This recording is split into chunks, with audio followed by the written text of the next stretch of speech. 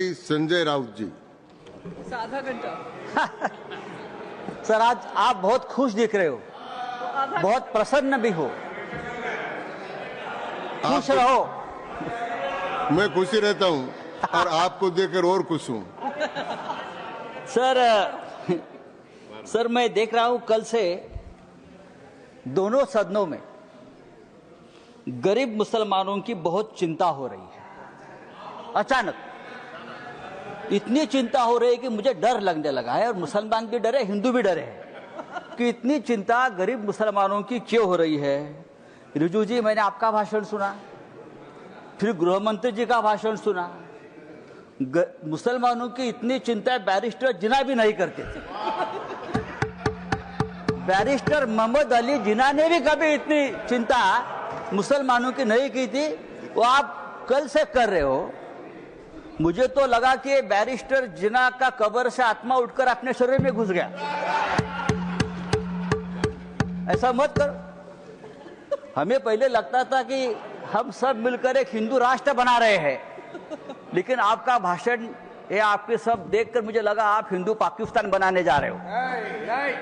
ये सर, जिस तरह से ये आपने ये बिल जो आप लेकर आए हैं, ये लोगों का ध्यान भटकाने की एक रणनीति है।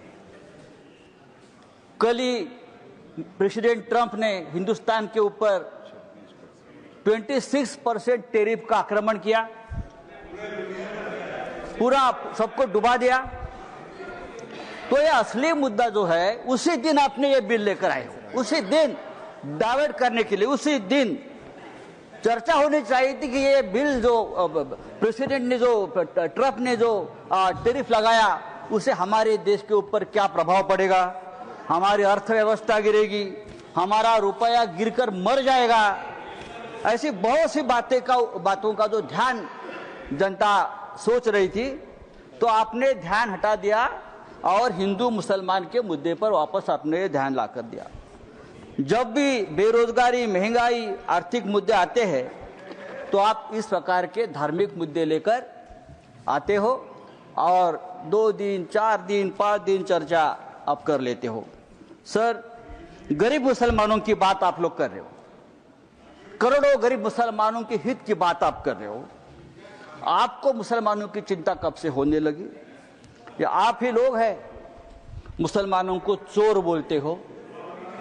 आप ही लोग हैं मुसलमान आपकी जमीन छीन लेंगे, आपके गले का मंगलसूत्र खींच लेंगे, आपके गाय बैल उठाकर लेके जाएंगे।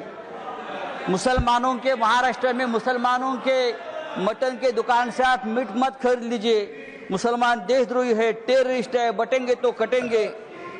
अभी आप लोग मुसलमानों की संपत्ति की चिंता कर रहे हो, आप लोग मुसलमानों की संपत्ति के रखवाले बने हो। लेकिन मैं आपको बताता हूं भाई साहब, आप मुझे कुछ मत सिखाइए, मैं बहुत पढ़ लिख कर आया हूं यहां, चिंता मत करिए। मैं हिंदुत्व भी पढ़ा हूं और सब कुछ पढ़ा हूं, और आप अभी नए मुल्ला बन गए हो हिंदुत्व के। आप हमें मत सिखाइए, हमारा जन्म हिंदुत्व के काम के लिए हुआ है। कल गृह मंत्री जी का भाषण में सुन रहा था, गृह मंत्री बोल रहे हैं कि हम 2025 के पहले वाली जो मस्जिद, मदरसे, दरगाह को हाथ नहीं लगाएंगे, लेकिन जो रिक्त जमीनें हैं उसे बेचकर गरीब महिलाओं का, मुसलमान महिलाओं का कल्याण करेंगे, उनमें पैसा बांटेंगे। रिक्त जमीनें, तो आखिर आप बेचने खरीदी के बात पर आ गए। जिसका डर था कि जमीन बेचेंगे, जमीन खरीदेंगे, या ये जो आपका मूल उद्देश्य है, बिजनेस, व्यापार, उसके ऊपर आए, आप चुप नहीं बैठेंगे, आप जमीन बेचकर ही रहेंगे। धारावी का जो हो गया है अयोध्या में 13,000 एकड़ जमीन का घोटाला हुआ है। मैं राम मंदिर का नाम नहीं लूंगा।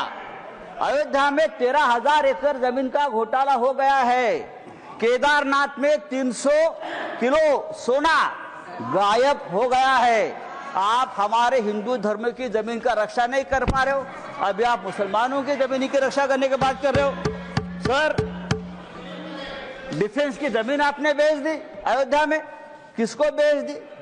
तो आपका पूरा ध्यान जो है, ये जो 2 लाख करोड़ की जमीन है प्राइम लोकेशंस, वो किसको देने वाले हैं आप? या तो खरीदने वाले एक ही है, बेचने वाले भी 2 है, खरीदने वाले भी 1 है।